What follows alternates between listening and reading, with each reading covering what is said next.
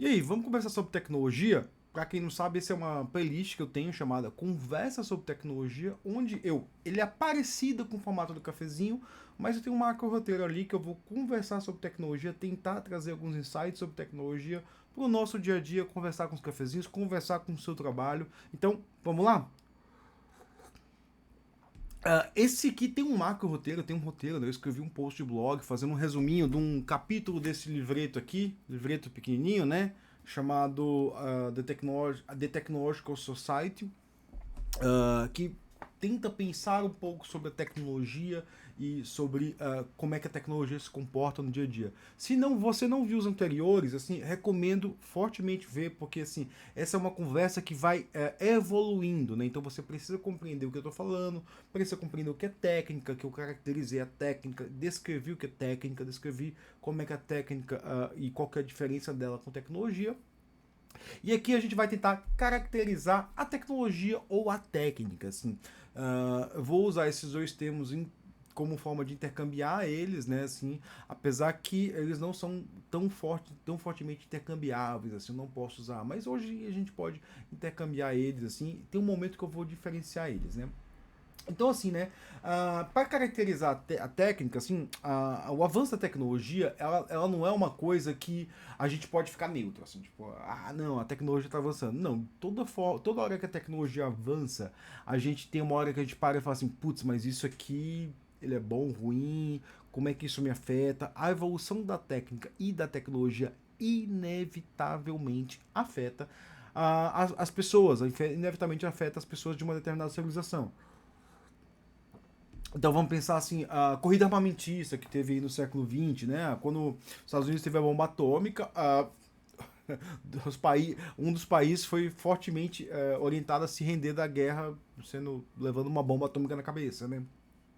Tipo, isso aí afetou as pessoas, né? Depois existiam alguns políticos que falavam que ter bomba atômica ou não ter bomba atômica afetava, mas ter bomba atômica. Tipo, você vê, assim, eu não tô defendendo nada, não tô levando em consideração, eu tô falando assim, tipo, e por que que eu tô usando esse termo aí, né? Eu tô usando esse termo, esse exemplo, né? Eu estou usando esse exemplo porque esse é um exemplo que eles usam ali para olhar para o passado, né? Por exemplo, tem o Jacques Delors, ele cita um cara chamado Jean Forestier, o nome francês aí, né? Que ele fala assim, que tipo, eu não sei se ele fala da bomba atômica específica, né? Ele fala assim que as pessoas poderiam ter ficado tão assustadas. E aí ele tá falando do quê, né? Eu acabei me perdendo aqui, né? Ele tá falando ali, eu tava falando de. A gente fica. A gente não pode se. A gente nunca tá neutro em relação à evolução da técnica, né? Mas assim, a técnica, uma das questões que ele levanta, né? Essa técnica tá avançando rápido ou não tá avançando rápido. Aí eu vou usar o mesmo exemplo aqui, né? Se a técnica está avançando rápido ou não, né? Às vezes a gente acha que a gente está tendo uma progressão geométrica ali na evolução da tecnologia. Talvez, assim. Eu não considero isso um fato. Eu acho que a progressão ela é linear. O que acontece é que na tecnologia ela vai avançando linearmente e a gente tem pontos de disrupção, né? O que são esses pontos de disrupção? Surgem tecnologias novas que elas se tornam e elas têm que ser abraçadas em todo mundo, né? Então a gente tem, por exemplo, a gente pode falar assim, nossa, mas nos últimos anos a gente teve um avanço absurdo de tecnologia. Não, a gente não teve um avanço absurdo de tecnologia. O que a gente teve foi uma adoção absurda da tecnologia. A tecnologia ela tem avançado da forma como ela tem avançado. O maior exemplo disso foi o inverno da IA, né? O inverno da IA foi assim, o que a gente está tendo hoje de aplicação de IA são tecnologias de 30 anos atrás, tipo, que está sendo aplicada, né? Então, assim, não é que a gente teve um avanço da tecnologia, a gente teve condições para que ela fosse aplicadas, né? E aí a gente, assim, o que eu vou falar aqui pode se adequar ou pode não se adequar, né? Então, assim, O Jean Fossatier ele se pergunta, né? Ele se pergunta se o homem pré-histórico, né? Porque isso ele está falando do avanço da técnica. Se a gente acha que a técnica ela é tão assim, se a tecnologia ela é tão impactante, ela é tão disruptiva, né? Ele se pergunta assim, se para o homem pré-histórico foi tão impactante o surgimento de uma espada, quanto é para o homem moderno o surgimento de uma bomba atômica, né? E ele fala que talvez o surgimento da espada tenha sido mais impactante ainda, né?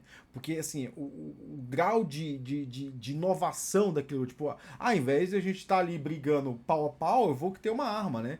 E aí você tem uma arma, você tem uma nova categoria, né? Então, assim, talvez aquilo dali fosse mais impactante. Isso eu tô misturando tanta concepção dele, eu posso até ter o texto aqui que eu resumi, né? Eu falo assim, ó, Gerard Fossatier se pergunta ironicamente se o homem pré-histórico se sentiu tão ameaçado quando viu pela primeira vez uma espada de bronze, quanto o homem moderno viu com a bomba atômica. Isso é o que eu tirei basicamente pincelando no texto. Tem o roteiro tá aqui embaixo, né? Isso é uma piada que no fundo tem sua verdade, né? A espada tem seu potencial destrutivo e a bomba atômica também, né? Então assim, às vezes a gente olha a tecnologia de hoje e a gente não percebe que ela é avanços de tecnologias anteriores. Ela está ali calcada em tecnologias anteriores. E assim, olhando mais para os últimos anos, né? Eu posso dizer claramente que a gente não tem tido um avanço tecnológico estrondoso. A gente tem tido uma adoção tecnológica, uma aplicação tecnológica, uma criação de ferramentas. Então, assim, o que parece aí estrondoso é nada mais, nada menos do que a aplicação de coisa de 20, 30, 40 anos atrás, até se duvidar, né? Então, assim, e aí a gente tem que estudar essas adoções de tecnologia, como é que elas acontecem, tem que caracterizar a tecnologia. E isso pode ser útil até para as formas como a gente vê a tecnologia e como a gente está vendo o avanço dela, né? Assim, e aí o Elu ele vai caracterizar a tecnologia e vai dividir em dois tipos, né? A tecnologia que são técnicas fundamentais que surgem em relação do homem e do seu ambiente, né? E aí, ambiente é muito interessante que, assim, não pense em meio ambiente, pense num ambiente que ele está imerso, né? Então, você, um ser tecnológico, você está imerso no ambiente tecnológico, né? Isso aí é o terceiro livro dele que eu leria, né? Que é o The Technological System, não é o The Technological Society. Então, assim, você é um ser tecnológico, você está imerso no ambiente tecnológico. Talvez, se você não tem o uso da ciência, que aí é a segunda forma de tecnologia, a segunda forma de avanço, que é técnicas que são resultados da ciência aplicada. Isso eu vou ver no meu próximo vídeo. Eu não vou botar nesse, até porque eu não preparei o roteiro, eu não reli o capítulo, eu quero pensar cada ponto, né? Então, as técnicas fundamentais que surgem da relação do homem com o seu ambiente, né? Então, muitas vezes eu vou falar aqui de tecnologia tradicional, de homem tradicional, né? E aí, homem tradicional, assim, eu muitas vezes penso ali nos povos originários, né? Vou usar esse termo aqui, né? Por exemplo, quem trabalhou muito isso, muito isso, que você teve muito contato, foi o Tolkien. O Tolkien ele tem ali uma coisa cientificista, né? Não que ele tenha, né? Que ele trabalha uma coisa. Se você pegar ali Isengard era um povo cientificista que estava olhando ali para as técnicas evolutivas, para que queriam moldar o orc mais forte, que aí ele mescla. Ó. Ali você tem basicamente uma analogia da Segunda Guerra, né, basicamente, né, que ele está trazendo ali o que estava acontecendo na Alemanha, né, um povo que estava olhando para raça, para estudos de raça, estudos biológicos, que estava tentando evoluir. E você tinha os povos tradicionais ali, basicamente traduzido pelos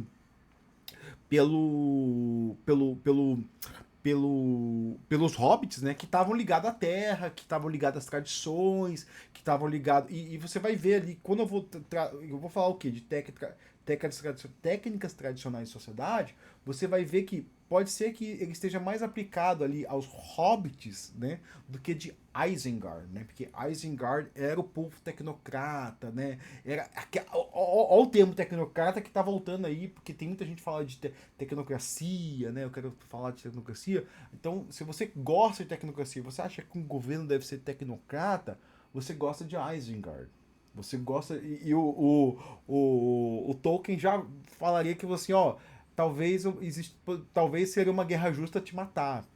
O Tolkien já falaria isso, que ele fala isso nas cartas, né? Tem uma carta que ele fala, né? Que, tipo, para esse tipo de ideologia aí, é a única ideologia que vale uma guerra. E ele fala que eu sou extremamente pacifista, exceto quando surge esse tipo de pessoa que acha que vale a pena matar. Então, por que você tá falando de Tolkien? Você não tá falando do Lu? Tipo, sim, Tolkien e Lu são contemporâneos ali, né? Então, talvez as discussões, obviamente são tradições diferentes, são posições políticas diferentes, mas as discussões eram a mesma, né? Tipo, a forma de tratar elas são bem diferentes. O Elu foi para sociologia, filosofia, o Tolkien foi para literatura, que era o campo dele, né?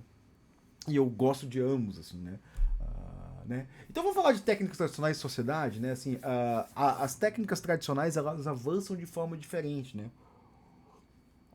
Eu acho muito injusto a gente julgar os povos tradicionais pela evolução técnica deles, tá? Já acho bem injusto. Né, são povos atrasados. Eu ouço muito isso, os povos tradicionais são povos atrasados. Eu acho muito pelo contrário, assim, quando o primeiro europeu chegou aqui na América e invadiu o continente americano, eu acho que os povos aqui eram mais avançados que os povos europeus. Por quê? Porque os povos aqui, eles não precisavam trabalhar, galera. Tem uma vez eu vi um estudo lá que falava sobre as grandes cidades do Xingu, do Alto Xingu, que eram cidades gigantescas, onde a comida era produzida praticamente de graça, usando a cheia e a vazante do rio, né?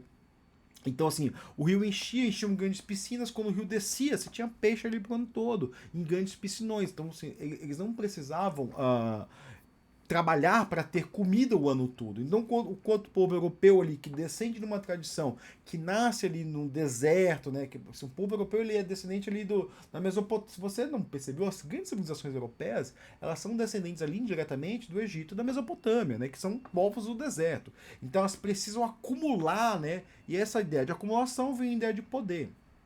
Então você tem tradições aí civilizacionais bem diferentes, né? E aqui ele vai olhar essas tradições, essa evolução da técnica. Eu tô divergindo um monte aqui, né? Dos povos tradicionais, né? E como é que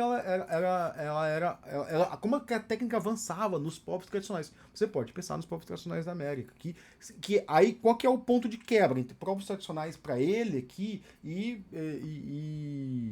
não tô falando de povos tradicionais nossos aqui, né? Tipo de povos originários, essas coisas. O que o Tolkien olha para o que o Elu olha para povos tradicionais quando ele fala isso, né? E eu tô aplicando isso para povos tradicionais nossos, né? O Elu fala que é o povo que não tinha a ciência como método, né? E aí, assim, a ciência como método é o que diferencia a técnica. E se a gente não tem a ciência como método, muitas vezes a gente vai abraçar a evolução da técnica, e aí volto lá no meu primeiro ponto, né? A gente não tem que ficar nesse ponto aqui, ele não tá ponderando o que é bom e o que é ruim, tá? Já solto essa. Ele não tá ponderando que o povo que olha para a ciência é um povo bom. Não tá ponderando, né? E tá ponderando só como a técnica avança. Até porque ele vai jogar um ponto crítico na técnica mais à frente, né? Então vamos lá. Primeira característica da evolução técnica aí para povos tradicionais, né? Que a técnica era aplicada somente em áreas limitadas. Então pensa só assim, quem criou a espada ali, né? O primeiro cara que falou de DevOps, vamos falar assim, o primeiro cara que falou de DevOps, né? Aquilo dali deve ter sido aplicado somente em uma área delimitada. Por quê? Porque assim, se você não está ciente da ciência e lendo ali, ó, eu quero olhar aqui os temas que estão sendo pesquisados ali, fazer uma, uma, uma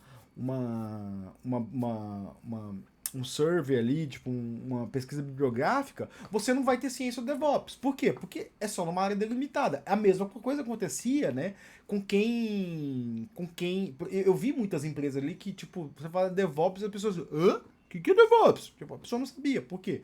Porque a tecnologia, a técnica é aplicada em uma área delimitada. Mas assim, vamos fazer um paralelo ali do povo tradicional ali, eu tô usando esse termo, né? Sociedade tradicional, que não está ciente da ciência. E as sociedades cientificistas, né? Eu vou usar esse termo sem julgamento moral, tá, galera? Eu falei de Eisinger ali, mas assim, aqui é sem julgamento moral. Porque pode ser que.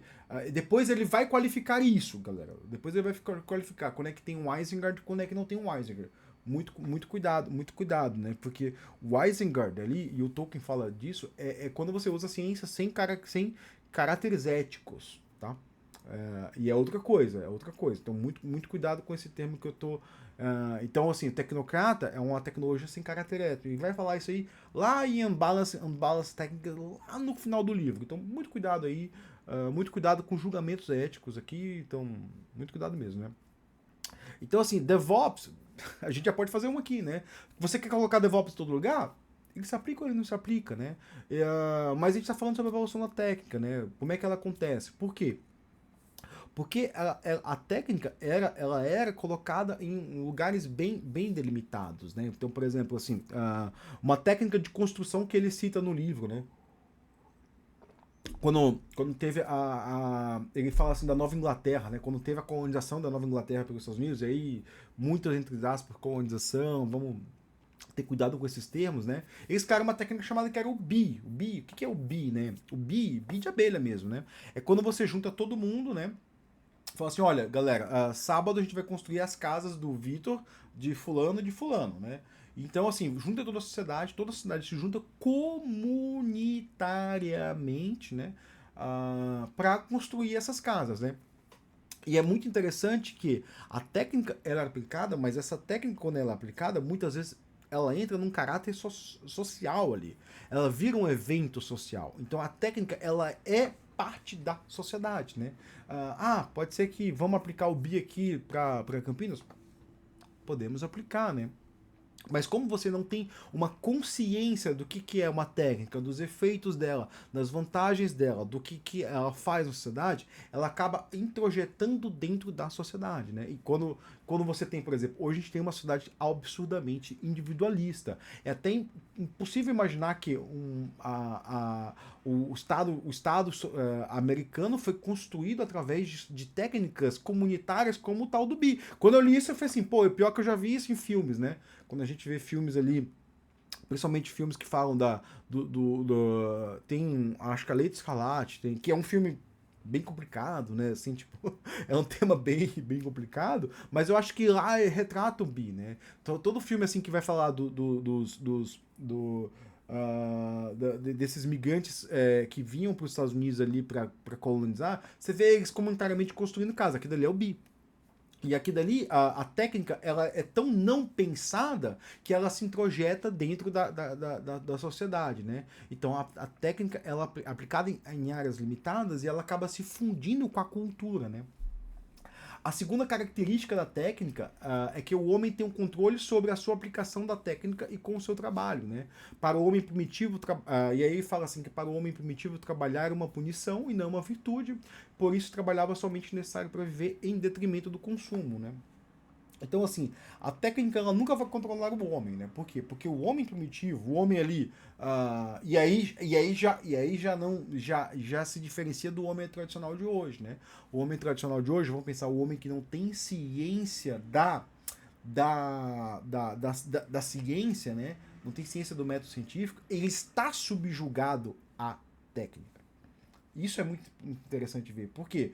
Porque é um homem científico que na cultura dele já está introjetado que o trabalho é importante mais do que tudo e que ele tem que trabalhar para sobreviver, que ele tem que consumir para qualquer coisa, né? Enquanto os homens tradicionais, né, observa que ele já com essa segunda caracterização da técnica, ele já diferencia o que são povos tradicionais e o que são povos modernos, né? Ou povos que estão sobre a sociedade moderna, né? E aí ele já joga o julgamento moral aqui, né? Na cara, assim, nos peitos, assim, tipo, né? Porque o homem primitivo, né, trabalhar era uma punição e não uma virtude. Então, ele usava a técnica, ele usava o trabalho apenas para o seu bem-estar. E aí o bem-estar tanto social, né? Quanto o bem-estar mesmo de vida, né? Pô, não vou trabalhar ao máximo para acumular, né? E ele fala assim que existia até uma. Eu não sei se eu falei isso no último vídeo, né? Deixa eu até ver aqui, né? Que existia uma diferenciação, assim, por exemplo, se você mostrasse uma casa de um homem medieval, seria uma casa vazia. Por quê? O homem medieval não olharia o conforto individual, né? Ele era um homem mais coletivista, ele vivia em ambientes coletivos, né? Ele vivia em ambientes onde ele acharia a casa dele é apenas um ambiente de proteção e descanso, né? Então ele estaria vivendo ali mais nos ambientes coletivos que ele tinha, uma taberna, o que a gente chama hoje de terceiro setor. Se você for na literatura de arquitetura, você vai entender terceiro lugar, desculpa, de terceiro lugar, né? Então o homem medieval ele viveria nos terceiros lugares mais do que no seu primeiro lugar, que é a sua casa, né? Então o terceiro lugar, o que, que é o terceiro lugar? Você tem dois ambientes principais, o que você trabalha, desculpa, a sua casa, que é onde você vive, né? O que você trabalha e o que você convive, né? O que você vive, o que você trabalha e o que você convive, né? Então, o homem medieval, no fundo, esses dois aqui se mesclavam, né? Então, ali, a oficina do sapateiro seria debaixo da casa dele, né? E o terceiro lugar seria uma igreja, uma taberna, uma praça, né? Então isso seria bem diferente, né? Isso aí tem uma base ele se baseia num livro chamado Mechanization Takes Command de Sturman Gideon. Tem a referência aqui no é um livro que você não vai encontrar porque não foi traduzido e é muito difícil de encontrar, né?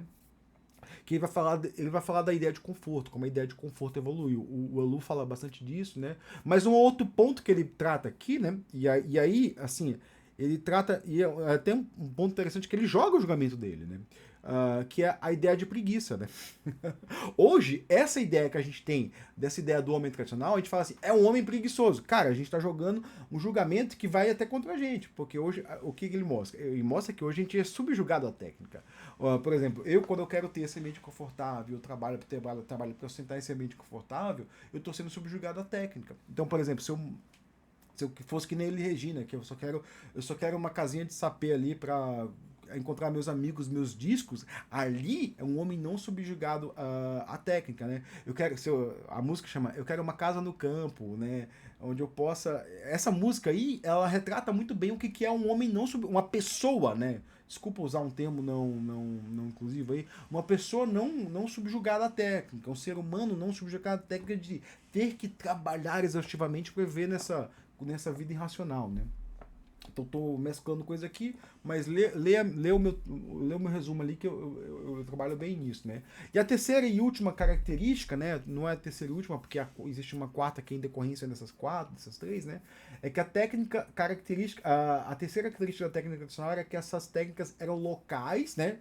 E aí pode parecer com a primeira, mas as suas transmissão para outras culturas dava de forma lenta. Então essa terceira aí é a localidade e a transmissão dela. A transmissão era de forma lenta. Então, por exemplo, ali, né? Existiam diversas. Isso aqui você pode abrir em diversas questões, né? Primeiro, assim, uma questão estética, né? Então, assim, a técnica, ela não. Qual que era a melhor espada, né? Se você falar aqui, como a gente fala de espada, né? A melhor espada, né?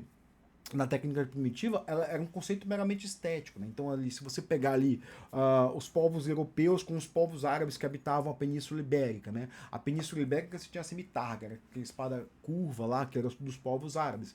Isso aí é nada mais que estético. Você não tinha uma característica. O povo, quando os europeus ali reconquistaram a Península Ibérica, expulsando esse povo aí, tanto para a África quanto para o Brasil, né? Nós que descendemos dos povos ali que colonizaram o sertão do Nordeste, temos descendência desse povo árabe aí que conquistava, e também do povo árabe que dominava, é uma mistureba, né? É uma questão meramente estética, né? Tal povo conquistou tal povo, então a questão estética de tal povo domina sobre tal povo. E aí não existia uma caracterização da eficiência. Já quando você fala ali da bomba atômica, é uma questão de eficiência. Tipo, eu tenho uma bomba de hidrogênio que é mais eficiente, logo todo mundo vai ter que ter uma bomba mais eficiente, que é falando de matar um número de pessoas cada vez maior. Então ali você tinha uma caracterização estética, né? A estética dominava, né? Até como a melhor forma de fazer, né? Porque assim, se eu tô falando assim, tal técnica existe para tal povo, eu tô falando de que tal técnica é melhor para tal povo. Então eu falo assim, não quero usar o Jenkins ali. Voltando a falar de DevOps ali. Por quê? Porque eu não gosto do Jenkins. O Jenkins não é bom para mim. Eu quero um negócio que me mostra tal coisa. Pode ser que seja meramente uma questão estética, né? É muito engraçado que eu comecei a trabalhar com celulares, né? E com mobile. E comecei a trabalhar numa época pré-smartphone. E existiam alguns avanços, né? Bem entre aspas, assim, que que o Oriente ele era mais voltado para a estética, que ter coisas pulando, ter coisas não sei o quê. Então, assim, um celular ele seria melhor, né, se ele tivesse mais diversidade melhores. Então, eu trabalhava no aplicativo que era basicamente que não era usado no Ocidente, né? Era usado só no Oriente. Por quê? Era para fazer o celular ficar mais bonitinho, mais coloridinho. Então você vendia um monte de skin, né? Que tinham várias skins. Que era praticamente uma coisa que não tem utilidade nenhuma no Oriente, né? E aí quando as pessoas faziam as builds do telefone do Ocidente, você tinha uma questão estética diferente. Então ali você já tem um avanço tecnológico, muito entre aspas, né? Que eu não consideraria tecnológico, né? Mas basicamente um avanço estético. O que assim, os avanços estéticos se perderam no Ocidente com essa discussão pós-século XIX, né? De tipo, precisamos focar na eficiência, a eficiência é tudo que há, você tira os avanços estéticos. E aí você tem ali, por exemplo, uma discussão que ele traz ali, por exemplo, os primeiros tratores ali do século XIX, você tinha algumas coisas, o povo tentava colocar, o designer ali, o criador, algumas coisas estéticas, como assim, uma cabecinha de boi editor ali na frente do trator, que isso foi totalmente retirado na questão estética, né? Fazendo até assim, até carros meramente, vamos voltar a falar de carros, né? E quando eu li isso, eu lembrei muito do Cybertruck, ele, né? Que é um carro meramente sem estética, né? Um carro que, tipo, não, isso aqui é um. Vou chamar assim, um carro sobrevivencialista, né? Quando o Elon Musk ali apresenta o Cybertruck, ele fala assim que é o carro que pode sobreviver ao fim do mundo. Talvez ele esteja esperando o fim do mundo, não sei por que motivo, né? Vai saber, né? Sendo que ele se a família dele tem uma característica tecnocrata desde o avô dele falava de tecnocracia, que a técnica tem que dominar, né? Então assim, a gente tem que entender que essa discussão que eu estou fazendo aqui, ela pode ser inerte para você, você pode não estar ciente dela, mas desde do avô da Elon Musk ele já está ciente disso, tanto que o avô dele foi expulso politicamente do Canadá por causa disso, né? Ele foi exilado politicamente na África do Sul, né? E essa limitação espacial. E eu não falei um pouco do avanço, né? Eu estava falando do avanço da técnica, como a técnica avança, né? Então a técnica hoje moderna ela avança pela eficiência. E a gente vai caracterizar a técnica. Isso já tá, cara, eu tô com meia hora de vídeo. Que negócio, né? E é só um tema, eu só tô falando de um tema. Até pensei em trazer os dois juntos, né? Ele vai caracterizar ali pelo avanço de domínio. Tipo, imagina assim, tal empresa comprou tal empresa. Então, assim, agora vocês vão tudo usar DevOps, né? Então era isso que avançava, né? Por quê? Porque talvez para um povo tradicional, tal coisa que você acha que é super útil não é útil, né? E a gente pode pensar nisso, eu sempre falo isso nas redes sociais. Quando alguém fala, porque não sei quem, por que alguém faz Git Branch? Porque talvez seja útil para aquele povo, não é útil para você, não é útil na sua caracterização, mas para aquele tipo de pessoa não é útil. E aí a gente vê essa questão de eficiência, porque a eficiência, quando você fala de eficiência, você está caracterizando para um tipo de cultura. E empresas têm culturas. Então você pode ver aí que eu não estou falando de alguma coisa extremamente abstrata, né? Eu estou falando de uma coisa concreta para empresas de hoje em dia, né? As ferramentas hoje em dia elas possuem diversas funcionalidades, conceitos e elas estão sujeitas. A escolha de ferramentas são escolhas culturais. Até assim, hoje em dia, isso ainda é cultural hoje em dia, né? E aí no texto falar que no século XIX ele trabalhou essa questão, e aí chega para a conclusão de que assim, a quarta característica da técnica é o maior poder de escolha do indivíduo, né? Então assim, povos tradicionais, ou povos que não estão submetidos a e aí eu vou colocar assim, né? E aí um ponto que já vai uma mistura, essa tecnocracia, né? Eles têm um maior poder de escolha, né? Então assim, e a gente não vamos tentar trabalhar no A ou no B, só existe A e B, existe uma gradação aí, né? Então, assim, o poder. Quando você tá numa tecnocracia absoluta, você não tem poder de escolha. Você é um zero, você é um merda. Você é meramente assim, ó, você não é eficiente, logo eu vou te eliminar. Então, assim, quando se você vamos pensar numa sociedade tecnocrata ali, do zero até o total, no totalismo tecnocrata, você pode ser eliminado. E a gente já tem isso mais ou menos. São povos que precisam, assim, vamos imaginar na sociedade de hoje, quando se fala ali de povos que têm direitos ou não, né? A gente está falando ali de uma discussão tecnocrata, né? Por isso a gente tem que é uma hora que a gente tem que voltar atrás, né? Voltar ao assim, voltar ao condado, como o Tolkien falaria, né? A gente está em Isengard, que elimina pensa na evolução dos povos, não, vamos voltar ao condado, vamos pensar na escolha do indivíduo, tipo, cara, se você quer fazer tal coisa, fica à vontade de fazer tal coisa. Se você quer usar tal tecnologia, fica à vontade de usar a tecnologia. O que você não pode fazer é remover o poder de escolha dos outros. Se você quer remover os poderes de escolha ou o poder de existência, né? E aí a gente pode falar, opa, peraí, né? Já chegou no ponto complicado, né? Mas a quarta característica da técnica primitiva é o poder de escolha. E aí vamos ser bem, assim, que eu quero concluir esse vídeo, deu meia hora de vídeo aqui, né? Que é assim, mas isso não existe na prática.